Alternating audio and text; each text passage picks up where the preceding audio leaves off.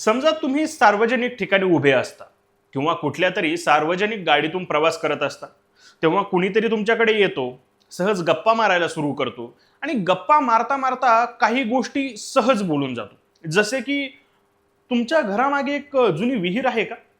तुम्ही त्याला हो म्हणता. मग तो तुमच्या चेहऱ्याकडे पाहत पुढे बोलू लागतो. तिथे तुझ्या आजोबांनी एक काम केलं होतं, पण ते अर्धवट राहिले. आणि तुम्ही हे सगळं ऐकून शॉक होता. आणि तुम्ही त्या बाबाला विचारता, बरोबर आहे, पण तुम्ही हे कसं ओळखलं? तुम्ही तर साक्षात देव आहात. तो समोरचा माणूस देवबीव कुणी नसतो. तर ती एक ट्रिक असते. आणि तीच ट्रिक नाशिकच्या कॅप्टन अर्थात अशोक खरात यांनी वापरली, जिचं नाव आहे कोल्ड रिडिंग आणि हॉट रिडिंग. तर काय आहे कोल्ड रिडिंग आणि हॉट रिडिंग? सविस्तर समजून घेऊ या व्हिडिओच्या माध्यमातून. नमस्कार, मी ऋषिकेश आणि तुम्ही पाहताय जनता आवाज डिजिटल. नाशिक जिल्ह्यातील कॅप्टन अर्थात अशोक खरात हे नाव गेल्या काही दिवसापासून प्रत्येकाच्या चर्चेत आहे. त्यांच्याकडे दूरदूर गावातून समस्या घेऊन लोक येत. प्रॉब्लेम सॉल्व्हर, बाबा, संत, कॅप्टन अशा उपाधी त्यांनी मिळवल्या होत्या. पण न्यायालयाने त्याला 29 मार्च पर्यंत पोलीस कोठडी सुनावली.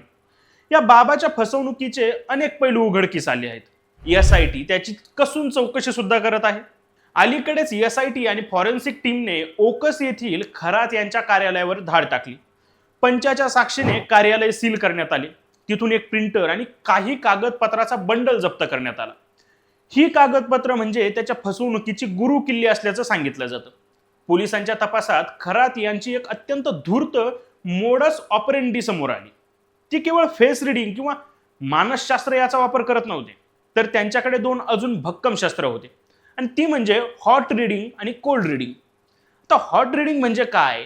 तर भाविकांची भेट होण्याआधीच त्यांच्याबद्दल सगळी माहिती जमवून ठेवली जाते.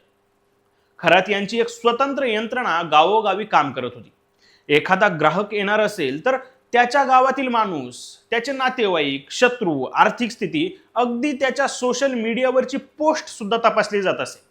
ही माहिती हाती आल्यानंतर जेव्हा तो भाविक बाबा समोर हजर होत असे, तेव्हा बाबा त्याच्या भूतकाळातील अशा घटना सांगून त्याला हादरून टाकायचे की भाविकाला वाटायचे हा तर खरोखरच सर्वज्ञानी आहे. पण जेव्हा एखाद्या व्यक्तीबद्दल पूर्व माहिती नसायची, तेव्हा खरात कोल्ड रिडिंगचा वापर करायचा. कोल्ड रिडिंग म्हणजे हे थंड डावपेच, म्हणजे सामान्य प्रश्न विचारायचा. असे प्रश्न ज्याचे बहुतेक उत्तर हो असेच असतात. उदाहरणार्थ, तुमच्या साध्या स्वभावाचा लोक खूप फायदा घेतात, हो की नाही? तुम्ही अनेक लोकांच्या मदतीला धावून जाता, पण जेव्हा तुमची वेळ येते तेव्हा कोणीच मदतीला येत नाही, हो की नाही? भाविक हो म्हणता आणि बाबा त्यांच्या चेहऱ्यावरील हावभाव, डोळ्यांच्या हालचाली, बॉडी लँग्वेज यावरून पुढची वाक्य तयार करत असतो. समोरची व्यक्ती स्वतःच बाबाला आपल्या समस्या सांगायला सुरू करते. यालाच अलौकिकता समजून बसते. दुःखाच्या प्रसंगी माणूस सहजासहजी अशा बाबांच्या जाळ्यात अडकतो. पण पहिल्या 5 मिनिटात सगळं अचूक सांगणं ही कोणतीही दैवी शक्ती नसून ती कोल्ड रिडिंग आणि हॉट रिडिंग सारखी मानसशास्त्रीय फसवणूक असू शकते. हे या प्रकरणातून स्पष्ट झाले आहे. SITची चौकशी सुरू असून येत्या काही दिवसातच यापेक्षा धक्कादायक खुलासे होण्याची शक्यता आहे. अशोक खरातच्या साथीदारावरही कार्यवाहीचा बडगा उचलला जात आहे. तुम्हाला कधी अशा कोल्ड रिडिंगचा अनुभव आला आहे का? जर कोणी अशा पद्धतीने तुमच्याशी संवाद साधला असेल तर तो अनुभव आम्हाला कमेंट बॉक्समध्ये नक्की सांगा. ही माहिती तुमच्या मित्रमैत्रिणीपर्यंत पोहोचवण्यासाठी व्हिडिओला शेअर करा, लाईक करा. अशा अनेक महत्त्वाच्या बातम्यांसाठी आमच्या चॅनलला सबस्क्राईब करा आणि बेल आयकॉन दाबायला विसरू नका.